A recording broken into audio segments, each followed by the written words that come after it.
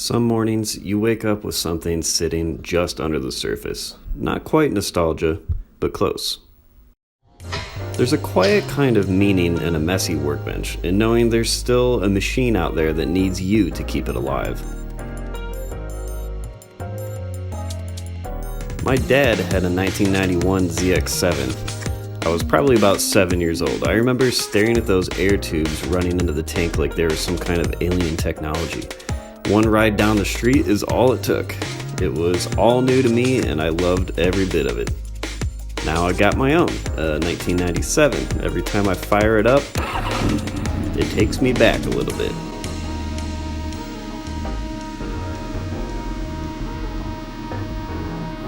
These bikes weren't really built for comfort or ease. They were built to look like they came straight off the grid line at Suzuka. There's nothing passive about them. They kill your hands, your back, and sort of your patience too. But they do give you something raw in return.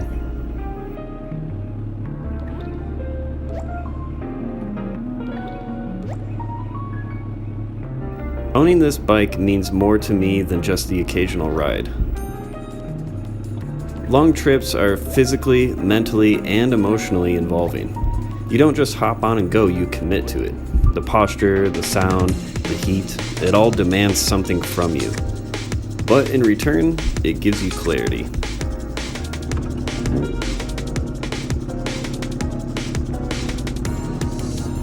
Every ride is a memory in motion. Some from decades ago, some I'm making right now.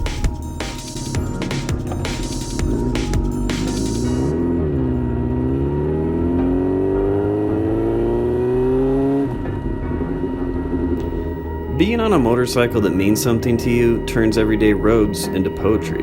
The streets of suburbia, stoplights, glances from passing cars. Riding a bike like this in 2025, it's a bit like wearing a leather jacket to a wedding. A little out of place, but you wear it anyway because you like the way it makes you feel.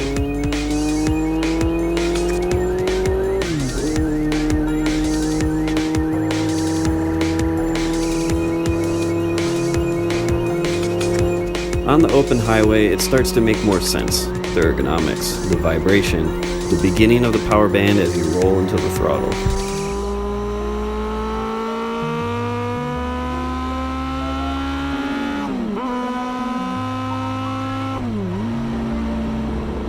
You settle into it, into the hum of something mechanical, alive, imperfect. No TFT screen, no cruise control, just engine, throttle, and the road.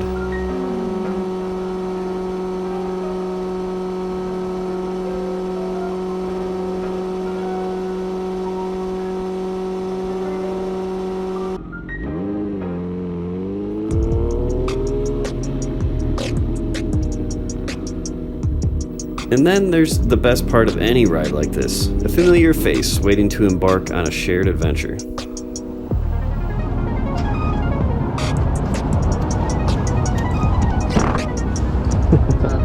So, I think I'm gonna switch some equipment here really quick. Alright. Gas stations aren't just stops, they're small rituals. A chance to collect yourself, to appreciate the fact that this bike, this nearly 30-year-old machine, is still running. Every time I start it up again, there's this quiet voice in my head saying, please let it go a little bit longer.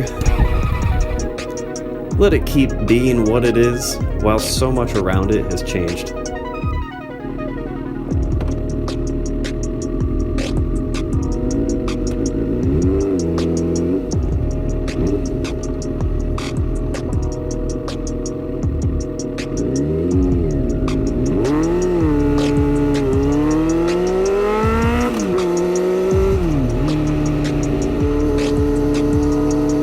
Out past the city, the land opens up. Long stretches of desert, distant mountains. The kind of roads that remind you what it means to disconnect. There's a stillness in this part of the ride. A moment where you stop thinking about time and just exist inside the ride.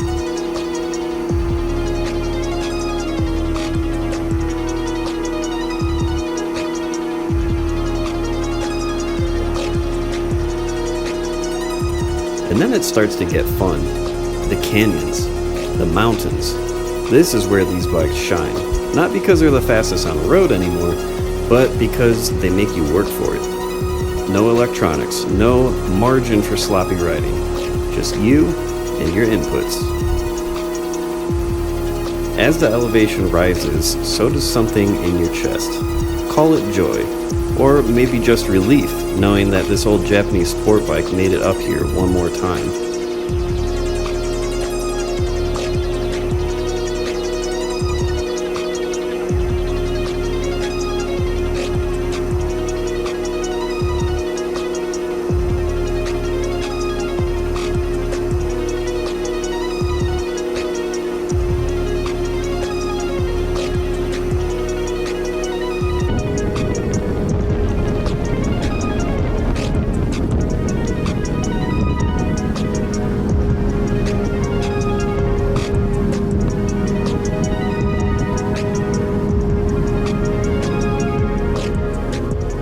Payson isn't really the destination here. It's a pause, a moment for reflection. A breakfast spot that surely hasn't changed much since the ZX7R was new. That's one reason I love stopping at places like this.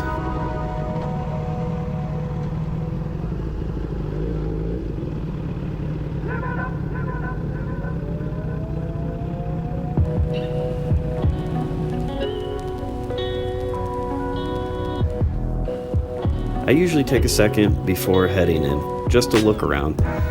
Let the moment settle in, let the engine silently cool itself.